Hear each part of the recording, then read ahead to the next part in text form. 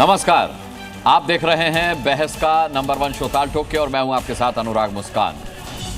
देखिए, बताने की जरूरत नहीं है, लेकिन आज की डिबेट के टॉपिक में इसका जिक्र आएगा तो बता देता हूं कि आप जानते ही हैं कि अगला चुनाव पश्चिम बंगाल में है और वहां बहुत कुछ घटित हो रहा है और बहुत कुछ बंगाल के बाहर भी चल रहा है, जिसका असर वहां के चुनाव पर संभावित है, पड़ेगा ही पड़ेगा।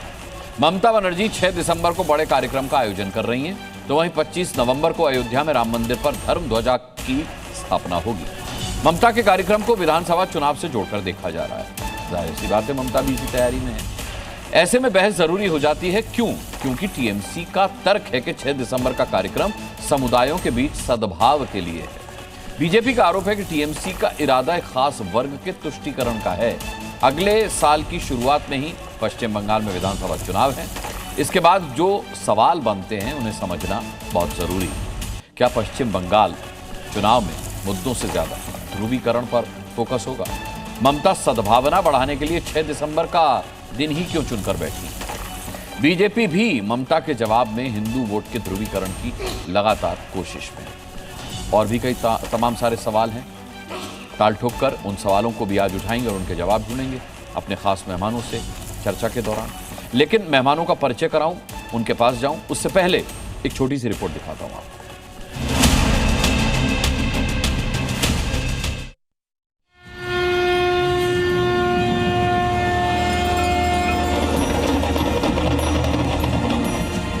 25 नवंबर राम जन्मभूमि मंदिर के शिखर पर जो ध्वज दंड लगा है, उस ध्वज दंड पर ध्वज चढ़ाया जाए। 6 December is a black day for Indian democracy. इस दिन संविधान का हत्या हुआ था, इसलिए हर साल 6 दिसंबर हम लोग संहति दिवस उसका पालन करते हैं।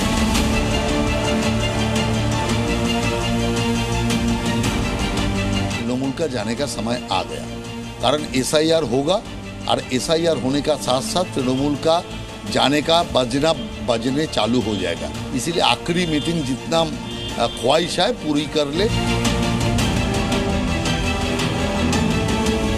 ममता बनर्जी पहले तो बंगाली अस्मिता बंगाली का नाम लेते थे, हम भी बंगाली हैं। तो आज मैं ममता बनर्जी से सवाल करना चाहता हूँ, जो लोग वापस जा रहे हैं वो बंगाली है कि बांग्लादेशी है?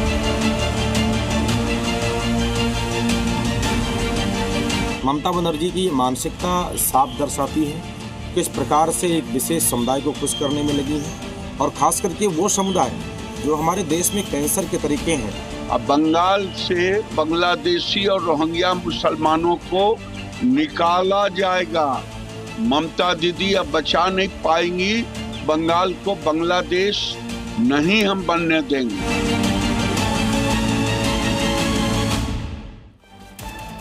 आइए डिबेट की शुरुआत करते हैं। आज जो पैनलिस्ट हमारे साथ हैं उनका इंट्रोडक्शन करा के और सीधे चर्चा में आता हूं। भारतीय जनता पार्टी से प्रवक्ता प्रेम शुक्ला हमारे साथ हैं। हमारे साथ टीएमसी के नेता हुमायूं कबीर कुछ पलों में जुड़ेंगे और कुछ पलों के लिए ही जुड़ेंगे। वरिष्ठ पत्रकार विनोद अग्निहोत्री यहां मेरे साथ स्टूडियो में मौजूद हैं। धीरेन्द्र कुमार एलजेपीआर के प्रवक्ता हमारे साथ आज डिबेट का हिस्सा होंगे। राजनीतिक विश्लेषक बादल देवनाथ हमारे साथ कुछ ही पलों में जुड़ रहे हैं। इसके अलावा एमआईएम के प्रवक्ता डॉक्टर पवन राव अंबेडकर हमारे साथ होंगे।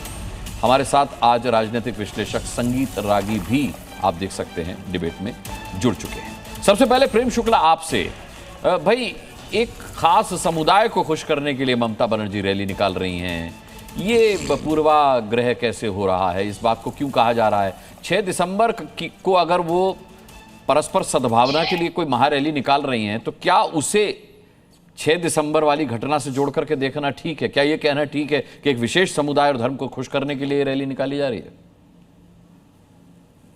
अनुराग मुस्कान जी, 6 दिसंबर की तिथि जो है और उनका आतंकी गिरोह भी 6 दिसंबर का ही चयन करता है।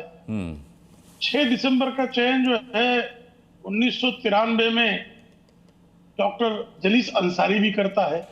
6 दिसंबर बारंबार जो है आतंकी तंजीमों जो है उस पर उस दिन का चयन करती है। उलमा काउंसिल एक संगठन हुआ करता है, वर्षों उसने 6 दिसंबर को काला दिन के रूप में मनाया है।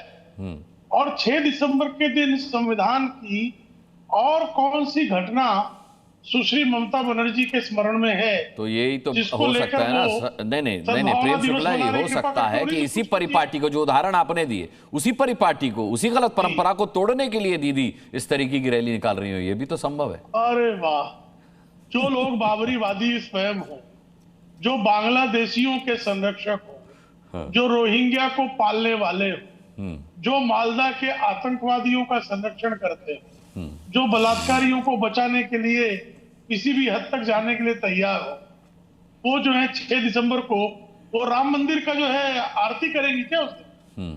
6 दिसंबर को बाबरी विध्वंस के विरोध में लोग बातें करते थे। तो मुझे लगता है कि अगर सुश्री ममता बनर्जी 6 दिसंबर को श्री राम जन्मभूमि के मंदिर की जो प्रतिकृति है, उस प्रतिकृति की आरती का कार्यक्रम रखें, तो हमें लगेगा वो उसका विरोध कर रही है। तो मुझे पूरा विश्वास है अनुराग जी कि तृणमूल कांग्रेस के जो यहाँ प्रतिनिधि हैं, वो 6 दिसंबर को श्री राम जन्मभूमि मंदिर की प्रतिकृति की आरती के कार्यक्रम की भी घोषणा कर देंगे। अच्छा ठीक है, मैं बादल देवनाथ जुड़ गए हैं और वो आपकी बात पर हंस भी रहे हैं, मुस्कुरा भी रहे हैं और कुछ कहना भी चाह रहे हैं। बादल देवनाथ, 6 दिसंबर का दिन ही क्यों चुना है दीदी ने सद्भावना रैली निकालने के लिए? उससे पहले मैं प्रेम शुक्ला जी को कहना चाहता हूँ, प्रेम शुक्ला जी शाम तो हो गए, एक बार राम का नाम ले लीजिए और उनका प्रणाम मंत्र और भगवान जय जय श्री राम, जय जय श्री राम, जय जय श्री राम। बादल देवनाथ आप भी बोल दीजिए जय सिया राम एक बार। कृष्ण गोविंदाय नमः, पाप होगा पाप कर्ण पाप जय जय श्री राम, पुंडरीका सर्व पापो हरो हरि। ये जो भगवान विष्णु का प्रणाम मंत्र, और भगवान विष्णु का जो 10वां अवतार, उसमें 7वां अवतार जो है राम है, तो हम राम को नहीं मानते, सीता को नहीं मानते, अवतार भर नहीं कह दिया वाल्मीकि और तुलसी ने उनको पूर्ण ब्रह्म कहा है।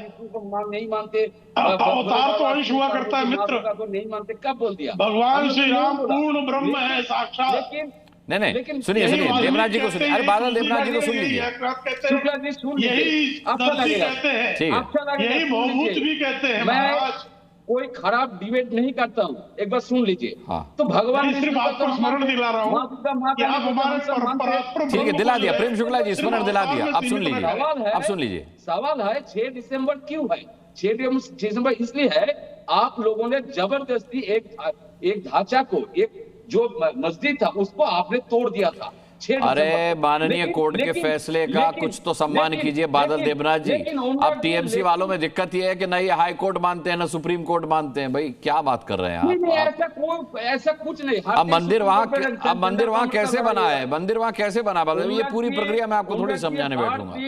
सेंट्रल गवर्नमेंट के खिलाफ सुप्रीम कोर्ट में स्टेट गवर्नमेंट लड़ाई कर रहा है, क्योंकि सेंट्रल में कुछ विषय है जो 100 दिन का काम, कुछ काम का पैसा स्टेट गवर्नमेंट को नहीं देते। स्टेट गवर्नमेंट को वो अंधा करके रखना चाहते हैं सेंट्रल गवर्नमेंट, और बंगाल के लोगों, बंगाली लोगों को, 10.5 करोड़ लोगों को मानना चाहते हैं। अच्छा, इतना आसान है क्या लोगों को अंधा कर देना? एक बात बताइए, दीदी की सरकार वहां लगातार बन रही है और आपके हिसाब से बादल देवनाथ, भारतीय जनता पार्टी वहां लगातार लोगों को अंधा करने की कोशिश कर रही है। कर लिया क्या भारतीय जनता पार्टी ने लोगों को अंधा? अरे आप सुनते नहीं है। एक तो बादल देवनाथ कैसी बातें कर रहे, इतना आसान नहीं है लोगों को अंधा करना। भाई ममता दीदी की सरकार कब की चली जाती, वरना अगर लोग इतनी आसानी से अंधे किए जा रहे होते। नहीं सर, आपको पता नहीं है, बहुत सारे परियोजना है जिसके ऊपर सेंट्रल गवर्नमेंट के पैसा नहीं दे रहा है, लेकिन वही सेंट्रल गवर्नमेंट बार बार बोल रहा है, वही सेंट्रल गवर्नमेंट।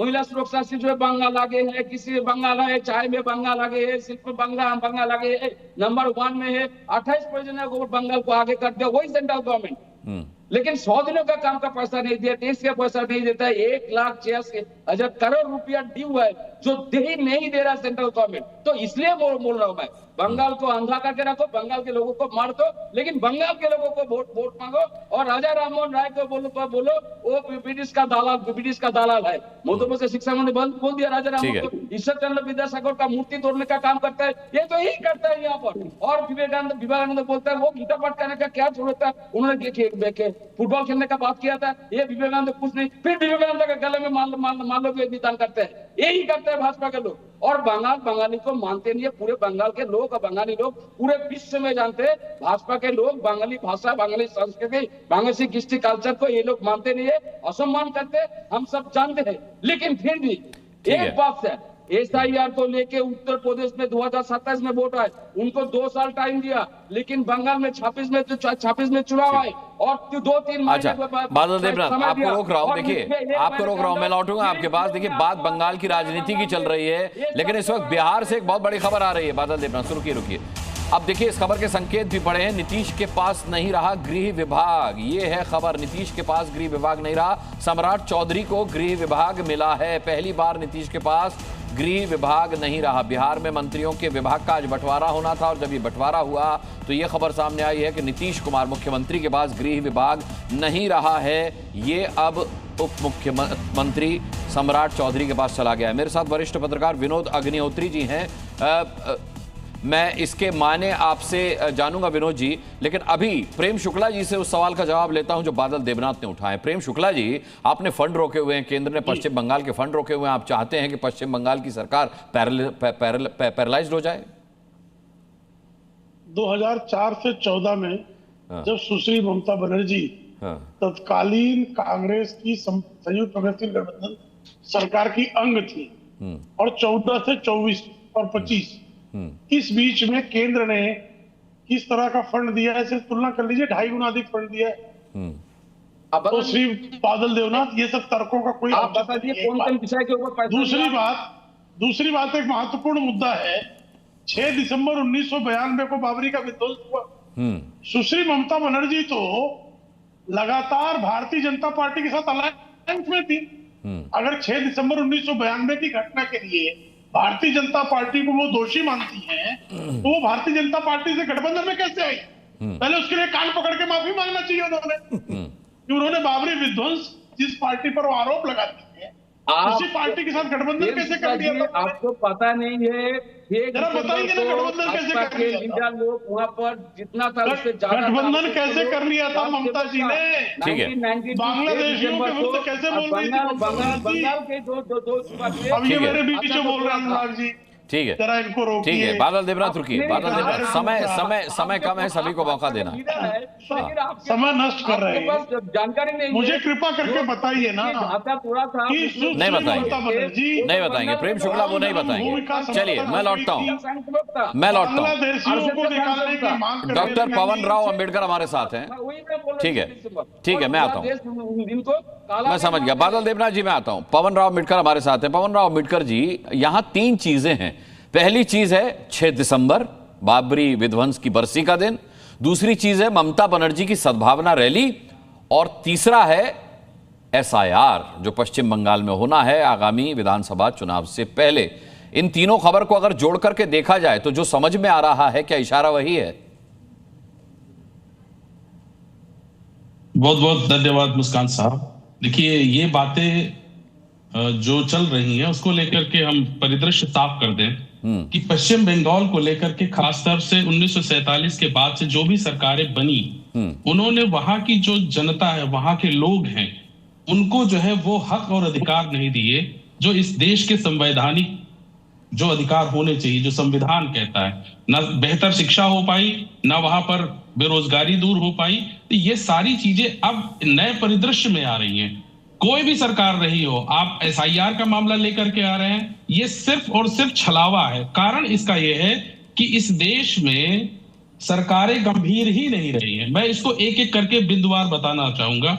1970 में जब ईस्ट पाकिस्तान रहा है, वहां पर जो गतिविधियां हुई, उन गतिविधियों का खामियाजा भारत को भुगतना पड़ा। और खामियाजा इसलिए भुगतना पड़ा कि 2 की लड़ाई में जब भारत ने अपना हस्तक्षेप किया, उसकी वजह से इस देश में लाखों की संख्या में बांग्लादेशी इस देश में जो है आए। और इंदिरा गांधी साहिबा का भी एक इंटरव्यू है जहां पर उन्होंने कहा कि करीब 2 मिलियन लोग इस देश में रिफ्यूजी के रूप में यहां पर आए। क्या वो 2 मिलियन में जो 20 लाख लोग थे, इंदिरा गांधी ने उनको उस देश में पहुंचाने का काम किया? नहीं किया। मैं आपको एक कानून दिखा देना चाह रहा हूं कि ये सिटीजनशिप एक्ट है जो 2003 में बदलाव किया गया। और मुझे आश्चर्यजनक रूप से कहना पड़ता है कि इस देश की वो सरकारें रही हैं जो इस देश में इलीगल माइग्रेशन के रूप में यहां पर आए और उनको यहां की नागरिकता दी गई। ये बहुत ही संवेदनशील विषय है।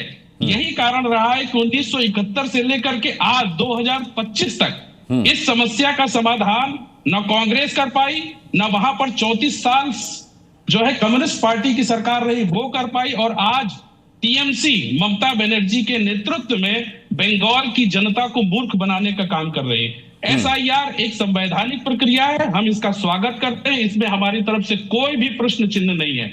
लेकिन इस बात को भी मानना पड़ेगा कि भारतीय जनता पार्टी पिछले 11 साल से इस देश में शासन कर रही है। जो इस देश के बॉर्डर हैं उनको जो है आज तक उन्होंने वेरीफाई नहीं किया, ना ही वो उनको जो है सख्ती रूप में ला पाए। तो हम दोनों पर प्रश्न चिन्ह खड़ा करते हैं। रही बात 6 दिसंबर की, तो 6 दिसंबर को लेकर के प्रेम शुक्ला साहब ने अपनी बात की पोल खोल दी कि 1992 में ममता बनर्जी इनके साथ खड़ी हुई थी, और आज अगर ये विरोध कर रही तो इसका मतलब ये तुष्टीकरण का कार्य करने का काम कर रही है। ये इस देश के जो जनता है उनको मूर्ख बनाने का काम किया जा रहा। कोई विकास नहीं होने वाला है। पिछले 11 साल से ज्यादा, 14 साल से ज्यादा का वक्त हो चुका है पश्चिम बंगाल में ममता बनर्जी की सरकार का। वहां का जीवन स्तर अगर आप देख लेंगे ना तो आप एक दिन भी नहीं रह पाएंगे। पश्चिम बंगाल बादल देवनाथ तो रह रहे हैं आराम से, बादल देवनाथ तो आराम से रह रहे हैं वहां। बादल देवनाथ को तो कुछ पता ही नहीं है ना, ये सिर्फ सत्ता की मलाई खाना जानते हैं, इसके अलावा इनको कुछ नहीं पता। वहां के लोग किस तरह से बुरे हालात में रह रहे हैं उनको नहीं पता। महिलाओं के साथ किस तरह से अत्याचार दुराचार हो रहा है उसको लेकर के मखौल उड़ाते हैं। ये पश्चिम बंगाल के मुसलमानों का वोट लेकर के सत्ता में आते हैं और वहां के मुसलमानों का ही शोषण करते हैं।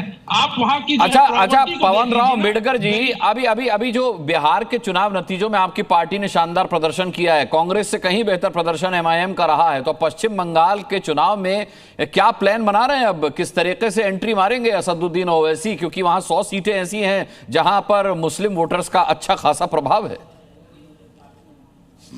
मुस्कान साहब, देखिए हमारा ये कर्तव्य बनता है कि इस देश के वो नागरिक जिनको अधिकार मिलना चाहिए और अधिकार के आधार पर उनका जो है विकास होना चाहिए, हम उसकी बात करते हैं। जो भी हमारी बात को समझता है वो हमारे लिए वो खड़ा होता है, हम उसके लिए बात करेंगे। पश्चिम बंगाल में भी हम अपनी बात को मजबूती से रखेंगे।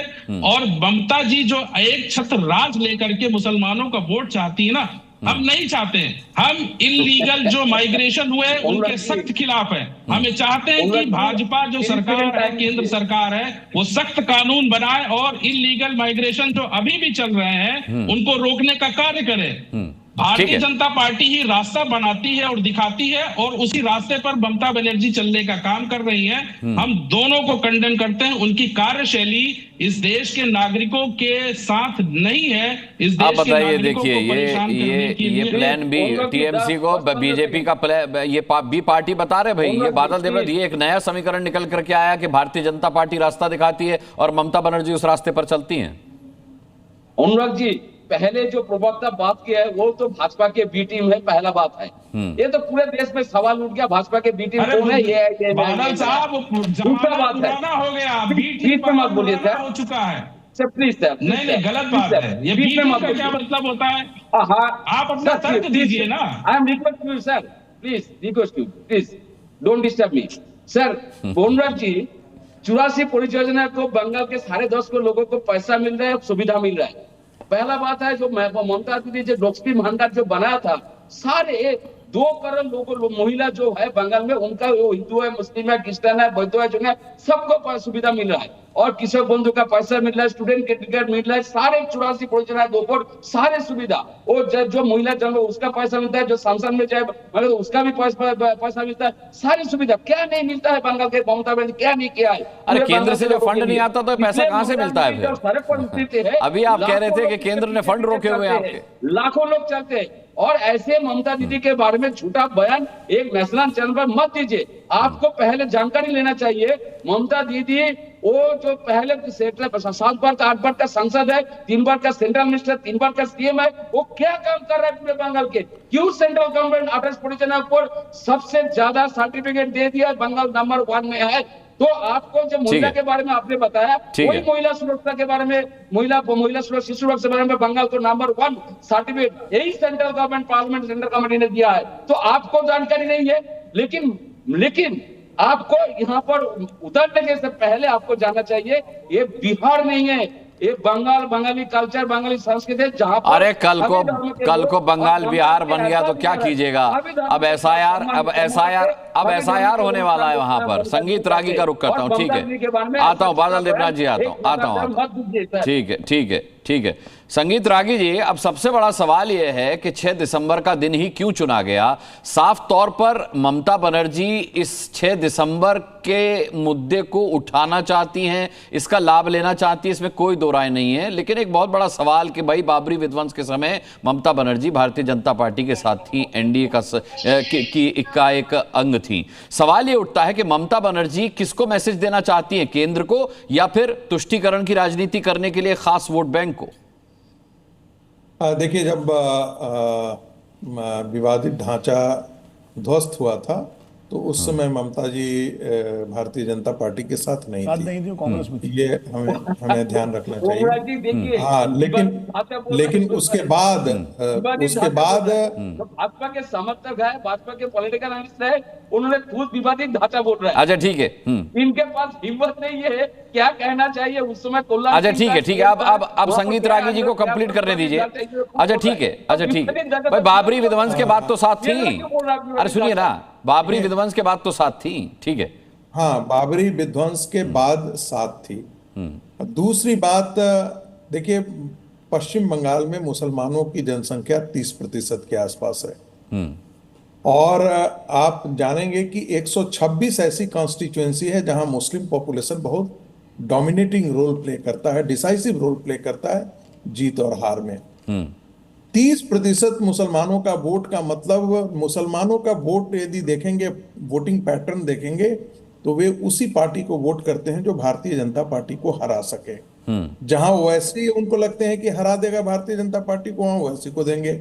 जहां आरजेडी को लगता है कि वो हरा सकते हैं, जहां कांग्रेस को लगता है वो हरा सकते हैं, जहां अखिलेश को लगता है वो हरा सकते हैं, तो उनको वो वोट करते हैं। ये बहुत साफ साफ है। तो 30% के बेस से वहां पर तृणमूल कांग्रेस काम करती है। वो उसका बेसिक बॉटम लाइन है। उनको पता है ममता दीदी को कि हिंदू के नाते वोट नहीं करेगा, मुसलमान, जोलाहा, अंसारी, ये सब रंगरेज, ये सब के आधार पर वोट नहीं करता है मुसलमान ही। और हर बटा हुआ है, जातियां भी हैं, लेकिन वो वोट मुसलमान के नाम पर करता है। तो ये 30% कंसोलिडेशन के लिए वो 6 दिसंबर को चुना है। दूसरी बात, एसआईआर का मुद्दा ले लीजिए तो आज आप देख रहे हैं, मैं बार बार कहता हूं और मैं जिक्र करता हूं, टीवी राजेश्वर की रिपोर्ट के इस बात से ही जिक्र करता हूं, बांग्लादेश और पाकिस्तान बनाने का काम, भारत के अंदर एक बांग्लादेश और एक पाकिस्तान पल रहा है, जिसे पालने पोसने में पहले कांग्रेस ने भूमिका निभाई, बाद में सीपीएम ने निभाई और उसके बाद वही काम तृणमूल कांग्रेस कर रही है। और ये देश के साथ मैं इसे गद्दारी मानता हूं। सिर्फ सत्ता में रहने के लिए ममता बनर्जी देश के साथ गद्दारी कर रही हैं। ये मैं बार बार इसका जिक्र कर रहा हूं। मुझे एक बात बताइए, सद्भावना रैली निकालना कौन सी गद्दारी हो गई, ये बताइए। कोई कहे 10 सेकंड नहीं है, कोई आंकड़ा भी नहीं है, 10 सेकंड में बात करने, 30% मुस्लिम वोट में बात करने, पूरा 30% मुस्लिम। ठीक है, बादल देवनाथ पूरी बात सुनिए, बादल देवनाथ पूरी बात सुनिए। सीपीएम को कुछ नहीं मिलता है, निर्दलीय को कुछ नहीं मिलता है। आपको बवासीर हो गया है क्या? ऐसे वर्बल हो गया है क्या? आप सुनते नहीं है क्या? ऐसे बोलता है। अरे सुनते हैं कि नहीं? या दिमाग जमाते इस्लामी को पैदल हो गए हो? जमाते इस्लामी को दे रखा है दिमाग। विधानसभा लोकसभा जमाते इस्लामी का बी टीम के तौर पर तृणमूल कांग्रेस काम कर रही है इस देश में। लेकिन कांग्रेस को कुछ, अरे बांग्लादेशी मुसलमानों के एजेंट बन गए हो, बांग्लादेशी मुसलमानों के एजेंट बन गए हो। जब बांग्लादेश के अंदर हिंदू मारे जा रहे थे, तुम्हारी क्यों नहीं बोल रही थी? क्यों नहीं बोल रही थी? एक सब तुमसे नहीं निकल रहा था। जिन बांग्लादेशी मुसलमानों को पाल पोस करके रख रहे हो, एक दिन वही तुम्हारे हालात करे कहेंगे जो कश्मीर हिंदुओं का किया उन्होंने। अभी तुम नहीं समझे ना, तुम्हारे घर तक घुस करके मारेंगे वो। अभी तुम्हें सुनाई नहीं, अभी तुम्हें इसका ठीक है। विनोद अग्निहोत्री जी का रुख करता हूँ, ठीक है। लेकिन घुसने कौन दे रहा है? घुसने तो बीएसएफ दे रहा अरे घुसने फेक आईडी, अच्छा बीएसएफ घुसने दे रहा है। अरे कमाल कर रहे हैं आप बादल देवनाथ, आप देश की सेना पर। अरे ये घोर आपत्तिजनक है, ये घोर आपत्तिजनक है। ना ना ना ना, ये घोर आपत्तिजनक है कि घुसपैठियों को बीएसएफ घुसने दे रही है अंदर। कमाल कर रहे हैं Badal Debnath. BSF first line of defence है, फर्स्ट लाइन ऑफ डिफेंस कहलाती है बीएसएफ। आप क्या बात कर रहे हैं? आप आरोप लगा रहे हैं देश की सेना पर। यही राजनीति भारी पड़ती है आप लोगों को कि देश की सेना पर आप सवाल उठाते हैं। नहीं, गलत बात। बीएसएफ घुसने दे रही। गृह मंत्री साफ कर चुके हैं, गृह मंत्री साफ कर चुके हैं कि घुसपैठिए पश्चिम बंगाल में कैसे आते हैं नदियों के रास्ते। ना, ये गलत बात नहीं, ये गलत बात नहीं। ठीक है, विनोद अग्निहोत्री।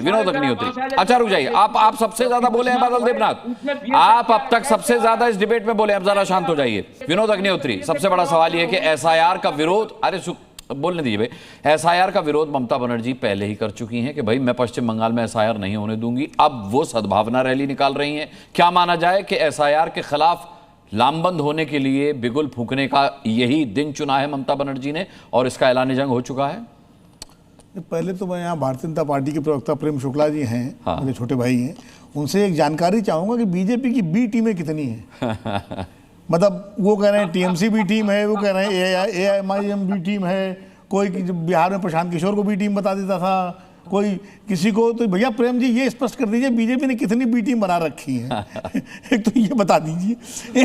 ये हर चैनल पे बी टीम, कोई किसी की बी टीम नहीं होती है, सब अपनी अपनी पॉलिटिक्स करते हैं। एआईएमआईएम अपनी पॉलिटिक्स कर रही है, टीएमसी अपनी, बीजेपी अपनी। आरोप लगाने वालों को करना पड़ेगा। है क्या कह रहे हैं?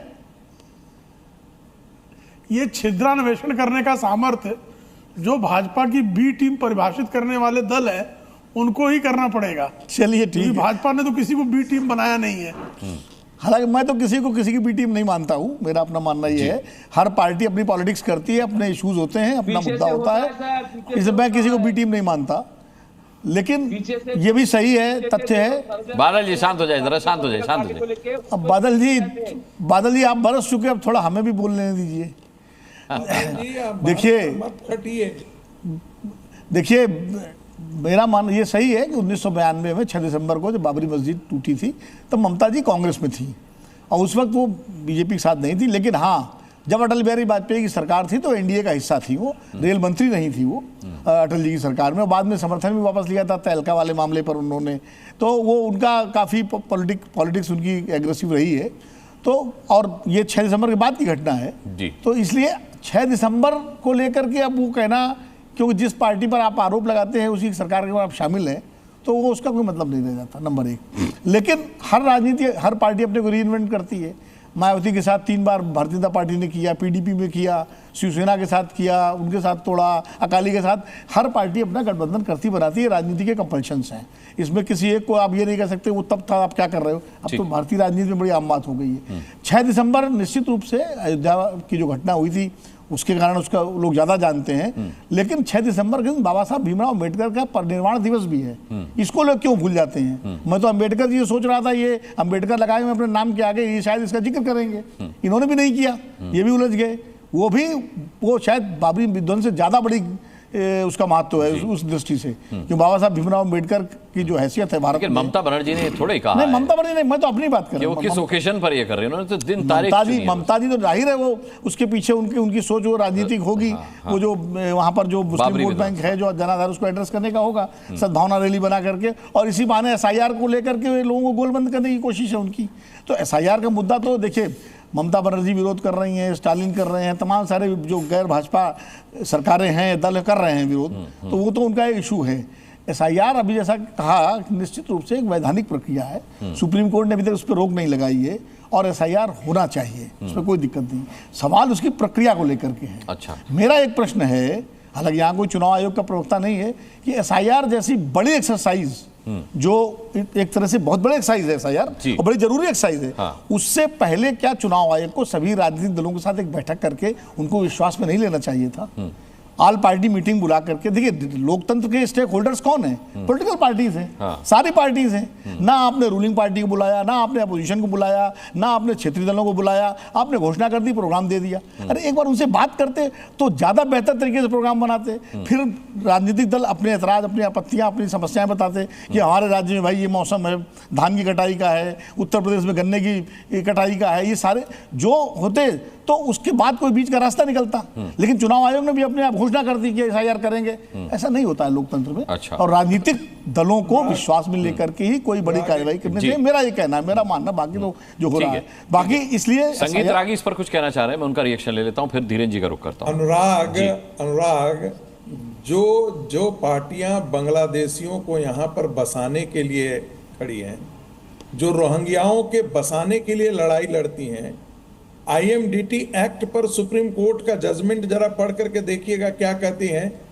कांग्रेस पार्टी ने IMDT एक्ट लाया ही था बांग्लादेशियों को यहाँ बसाने के लिए, भगाने के लिए नहीं लाया था। तो जो पार्टियां मुस्लिम मतदाताओं की इतनी गुलाम हो गई हो इस देश, मुस्लिम मतदाताओं की बंधक हो चुकी हो, तो सारा सेकुलरिज्म का सारा सेकुलरिज्म का। ठीक है संगीत जी, आपने कह ली बात। विनोद जी को कंक्लूड करने देते हैं। ठीक है, कंक्लूड कर लूं संगीत भाई? कंक्लूड करने दीजिए, विनोद जी को कंक्लूड करने दीजिए। देखिए, मैं तो SIR के मुद्दे बात कर रहा था, और जो पार्टियों की आप बात कर रहे हैं, या तो उनको बैन कर दे चुनाव आयोग इन सारे आधारों पर। लेकिन अगर उनको चुनाव आयोग ने चुनाव लड़ने की अनुमति दी हुई है, संविधान के आधार पर उनको वैधानिकता मिली हुई है, तो उनको बुलाना पड़ेगा भाई। वो खाली इसलिए कि वो बांग्लादेशियों को बस ये आरोप लगा, फिर तो ये भी होगा कि जो पार्टियां सुप्रीम कोर्ट में हलफनामा दे करके भी बाबरी मस्जिद गिरवा देती हैं, वो भी तो फिर सवाल उठेगा ना।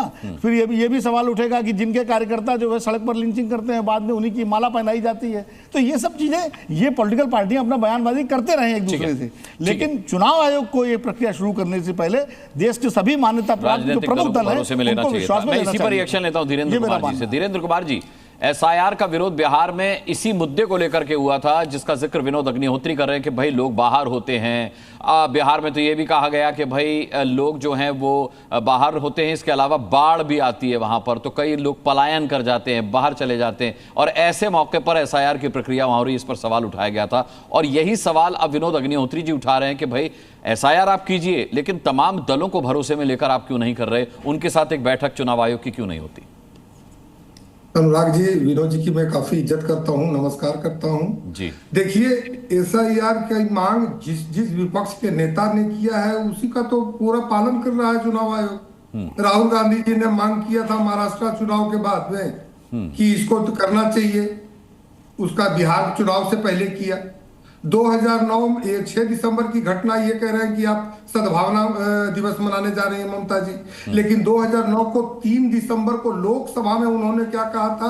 उन्होंने कहा था कि ये लोकसभा में 3 दिसंबर को बांग्लादेशी घुसपैठियों को चिन्हित करो, उनके राशन कार्ड छीन लो, वोटर लिस्ट से नाम काट दो और उन्हें देश से बाहर कर दो। ये ऑन रिकॉर्ड है।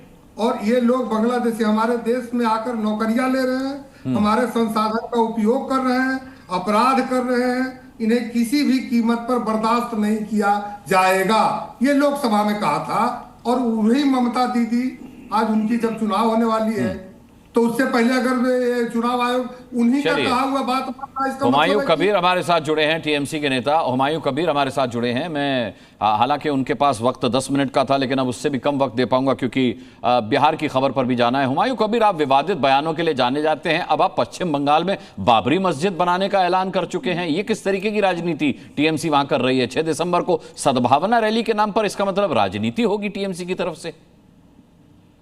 ये बाबरी मस्जिद जो भित्ति स्थापन होगा 6 दिसंबर 2025, वो के लिए कोई राजनीति का कोई कार्रवाई नहीं है। ये मेरा कौम का जो इसके 33 इयर्स पहले 1992 में 6 दिसंबर जो बाबरी मस्जिद को तोड़ दिया, उसी इतना दिन हो गया और सुप्रीम कोर्ट में निर्णय लिया उनको भी जायगा भी दे दिया ट्रस्टी को, बाबरी मस्जिद ट्रस्ट को।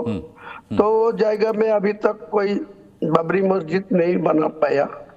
तो मेरा ख्याल से, अपने ख्याल से इनको साथ आप मस्जिद बनवाते हो, अच्छी बात थी। बाबरी मस्जिद नाम दे रहे हैं, इसीलिए उसमें से राजनीति की बू आ रही है।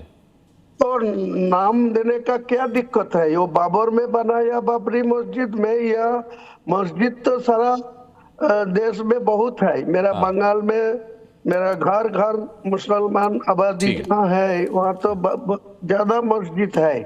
लेकिन बाबरी मस्जिद नाम देने का क्या दिक्कत है? तो मेरा कौम का अबेक है। वही बात, अपनी अपनी कौम की आ जाती है, जबकि राजनीति आप लोगों ने इसीलिए शुरू की थी कि सभी कौमों को बराबर की नज़र से देख पाएं, लेकिन फिर राजनीति में आने के बाद अपनी अपनी कौम की बात। मैं माफ़ी चाहूँगा हुमायूं कबीर जी, आप देर से जुड़े, वरना मैं आपको पूरा समय देता। यहाँ बात पश्चिम बंगाल की ज़रूर चल रही थी, लेकिन बिहार से जो बड़ी खबर आ रही है, अब मैं उस पर जाऊँगा और एक एक रिएक्शन उस पर भी लूँगा मैं। नीतीश कुमार के पास गृह विभाग नहीं रहा, और ये गृह विभाग जो है पहली बार ऐसा हुआ है उप मुख्यमंत्री सम्राट चौधरी के पास आया है। 18 विभागों का बंटवारा हुआ है। वहां पर आज होना था, विजय सिन्हा को भूमि विभाग दिया गया है, राजस्व विभाग, इसके अलावा दिलीप जायसवाल को उद्योग विभाग मिला है। 18 विभागों का बंटवारा वहां किया गया है। लेकिन ये सबसे बड़ी खबर है इस वक्त की। मैं भारतीय जनता पार्टी की सबसे पहले प्रतिक्रिया इस पर लूंगा। सर, खेला शुरू हो गया क्या बिहार में? सत्ता का सम्यक विकेंद्रीकरण है अनुराग जी। हाँ। ये सत्ता का सम्यक विकेंद्रीकरण है। हाँ। आदरणीय मुख्यमंत्री जी जो हैं, एक विकेंद्रीकृत सुशासन वाली सम्यक सरकार चलाने का उन्होंने जो संकल्प लिया है, उसके तहत ही उन्होंने इस तरह का निर्णय लिया है। और मुख्यमंत्री का विशेषाधिकार है कि अपने मंत्रिमंडल के किस साथी को कौन सा विभाग देकर वो सरकार का सुचारू संचालन कैसे करना चाहते हैं। ठीक है, मैं धीरेन्द्र कुमार जी की इस पर प्रतिक्रिया जरूर लेना चाहूंगा। धीरेन्द्र जी, ये पहली बार हो रहा है जब मुख्यमंत्री नीतीश कुमार के पास गृह विभाग नहीं रहेगा और वो सम्राट चौधरी के पास होगा। क्या संकेत हैं इस बात के? संकेत यही है कि जो चुनाव में हमने वादे किए थे कि सुशासन की सरकार मजबूती से 2005 से जैसे चल रही है आगे चलती रहेगी, और ये तो मुख्यमंत्री जी का विशेषाधिकार है। इसमें मुझे नहीं लगता है कि ये डिबेट का विषय है। महाराष्ट्र में आप देखें या कई अन्य प्रांतों में ऐसा होता है, मंत्रालय खुद से रखें, और ये बहुत सुखद है कि उनके साथ में काम करने वाले आप जो कुछ नहीं बोलेंगे इसके सिवा। विनोद अग्निहोत्री बताएंगे कि इसके पीछे क्या राजनीति है। विनोद जी, ये सिर्फ मुख्यमंत्री का स्वविवेक पर लिया गया फैसला है बिहार के सुशासन के मद्देनजर, या फिर इसकी कहानी कुछ और निकलेगी बात? देखिए, संवैधानिक रूप से आप कह सकते हैं कि भाई मुख्यमंत्री का विशेषाधिकार है, किसी को कुछ भी दे, प्रधानमंत्री जी का विशेषाधिकार होता है। लेकिन गठबंधन की राजनीति में क्या विशेषाधिकार चलता है क्या? हम गठबंधन के जो आंतरिक दबाव होते हैं वो काम आते हैं हमेशा। कहने के लिए हम कह देते हैं उनका विशेषाधिकार है, अच्छा लगता है, कानूनी स्थिति ये है, आदर्श स्थिति ये है। लेकिन देखिए, विशेषाधिकार बीजेपी ने अपने पाले में लेना शुरू कर दिया। बिल्कुल, देखिए एक सुनिए, ऐसा है कि 2005 से लेकर के, हालांकि मुन्ना जी कह रहे हैं कि धीरेन्द्र जी 2005 से सुशासन चल रहा है, लेकिन 2005 से 2014 तक ये सुशासन का हिस्सा ये नहीं थे। इनकी पार्टी खिलाफ थी सुशासन के। रामविलास जी 2014 में आए बीजेपी एनडीए के साथ, बीजेपी के साथ मौजूदा। नहीं, अभी 3 महीने पहले भी चिराग पासवान ने कहा था कि मुझे अफसोस है मैं सरकार। मैं ये कह रहा था, विषयांतर हो जाएगा, कि ये भारतीय जनता पार्टी 2005 से लगातार नीतीश कुमार जी को मुख्यमंत्री बना रही है अपने गठबंधन में, और इस बार पूरी कोशिश थी और पूरी इच्छा थी भारतीय जनता पार्टी के नेताओं की, कार्यकर्ताओं की, समर्थक वर्ग की, उनका अपना मुख्यमंत्री बने। लेकिन चूंकि चुनाव के दौरान चलिए, मैं चाहता हूं विनोद जी कि जो प्रेम शुक्ला कह रहे हैं और जो धीरेन्द्र कह रहे हैं वही हो, बिहार के हित में हो, जो कुछ हित में तो है। देखिए, हित में हो, कहीं ऐसा ना हो कि पार्टी के अंदर खाने की कोई टूट फूट या इस तरीके का कोई मन मुटाव या इस तरीके का कोई राजनीतिक खेला बिहार का नुकसान करके। चलिए, हाँ, वही मेरा इशारा था कि बीजेपी अब खेल अपने हाथ में ले रही है बिहार का, लेकिन फायदा किसी का भी हो, बिहार का जरूर होना चाहिए। बहुत बहुत धन्यवाद करना चाहूंगा आज की डिबेट में शामिल होने के लिए सभी पैनलिस्ट का। आप दर्शकों का भी ताल ठोक के देखने के लिए बहुत बहुत धन्यवाद। अगली मुलाकात तक के लिए अपना बहुत बहुत ख्याल रखिएगा और सुरक्षित रहिएगा। मुझे अभी के लिए इजाजत दीजिए। नमस्कार।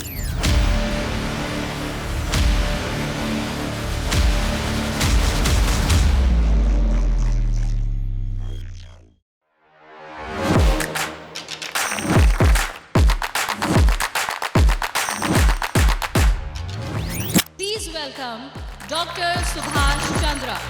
habit can be micro, macro.